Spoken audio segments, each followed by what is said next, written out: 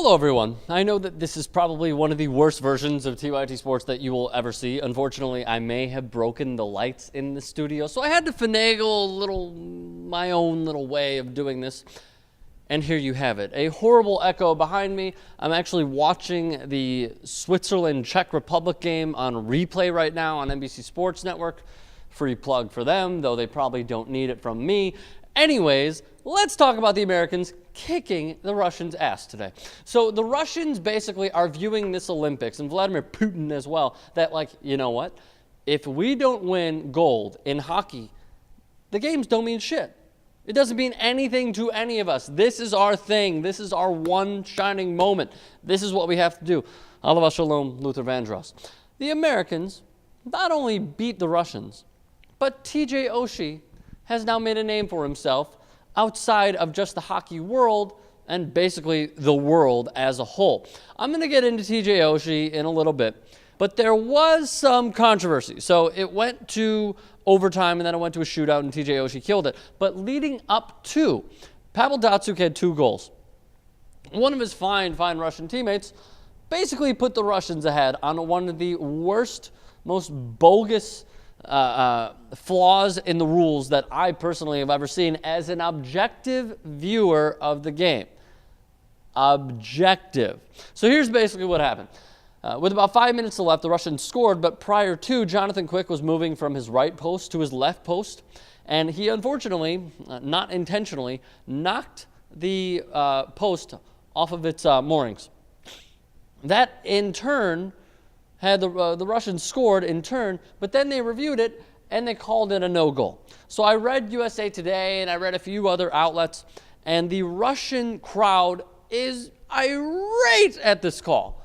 They're irate. Not only do they trail the Americans in Group A, by the way, the Americans can basically get a bye in the quarterfinals if they beat, I believe, Slovenia tomorrow at 4:30 in the morning. Who's setting their DVRs? Huh? Whatever. So Jonathan Quick was a killer. Awesome. TJ Oshie was even better. I'll give some credit to Sergei Bobrovsky for absolutely denying Patrick Kane a few times. So good for him. So anyways, the shootout went 8 rounds. And the rules in Olympic play and European play, I believe European play, absolutely Olympics play, obviously, we saw it this morning, is that after the first 3 attempts, you can use the same shooter as many times as you want. Thus, they brought in TJ Oshie. Dan Bilesma kept calling his number, and he kept going out there. He even was quoted as saying later on when he was talking to the media, "I'm running out of moves. Like I don't. If this keeps going, I don't know what to do." So they went 8 innings, and TJ Oshie absolutely killed it. He took 4 of the 6 attempts. He scored. He took 6 of the 8 attempts. He scored on 4 of them. Awesome. And by the way, TJ Oshie, he went to, I believe, North Dakota, moved to Minnesota to focus on hockey at a young age, dealt with his parents' divorce, and he's from Everett, Washington, a town of 104,000 people, 104,000 plus people. The Brain Trust, by the way, the reason that they brought TJ Oshie was on moments like this. So via USA Today, here's what they said. You know, at some point we are going to end up in a shootout, and we are going to want TJ Oshie. That they did, and that they succeeded. TJ Oshie, his Twitter followers have gone up at like 100,000, I believe, in not even a day. TJ Oshie, there's also a shirt that's out there that says, Oshie owns Sochi. Oh, I'm so going to get that. And if anyone wants to give it to me to wear on the show, hit me up. So, by the way, Ilya Kovalchuk missed 2 times in 4 chances. Pavel Datsyuk scored when it was 2-1, and Oshie had to score or it was over. He obviously did. David Backes was quoted as saying, "It kind of makes me chuckle when I see it," as in his moves, TJ Oshie's, their Blues teammates. "His hockey sense is off the charts, and he makes plays. Today, he got to do it in front of a lot of spectators here and back home." By the way, David Backes was fucking physical in this game, and I love seeing that sort of physical play because usually, you know, the Russians are a finesse team. They're a good team, like the Americans. But to see David Backes sort of throwing his body into Evgeny Malkin and Alex Ovechkin, and then even Malkin and Callahan getting into it. I mean, it was just a great hockey game. Great, fantastic game. The Americans play tomorrow. They lead Group A. Again, if they win, they got a bye to the quarterfinals. Russia, by the way, they have 4 points opposed to the Americans 5.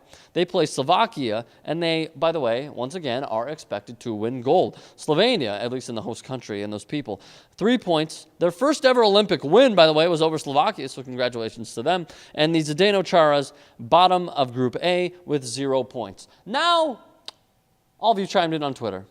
Let's see those. Emrich Shergel says, hollow victory. The game winner being disallowed was a cop-out. I view Russia as the true winner of that game. Unfortunately, Group A does not reflect your same thoughts. Continuing along, who else do we got? S-Fan tweets at Wickstrom, had the game on record, no point now. Oh, I'm sorry, brother. I'm sorry, man. I didn't mean to do that. Mark Colber just proves that TJ Oshie is one of the most underrated players in the league. Class act, and I'm glad he finally shined to the world. James Schneider tweets at Wickstrom, shootouts are a bullshit way to end a hockey game. Yeah, a friend of mine that I was talking to also said that it's a bullshit way to end the game, but you can't have the players be burnt out because you're going 2, 3, 4, 5, 6 overtimes if need be in order to decide a winner. I'm not saying that it'll go to 6 overtimes. I'm not saying that it'll go to 2. I'm not saying that it'll even last a whole entire overtime, but I'm just saying if that's obviously the hypothetical. You don't want to burn the players out when they have to play back-to-backs like this. Continuing along, who else do we got? Andrew Gurikin, tweet type Strum. Finally, something to cheer for that is really exciting. Dude, there's been so much exciting shit in the Olympics. You crazy?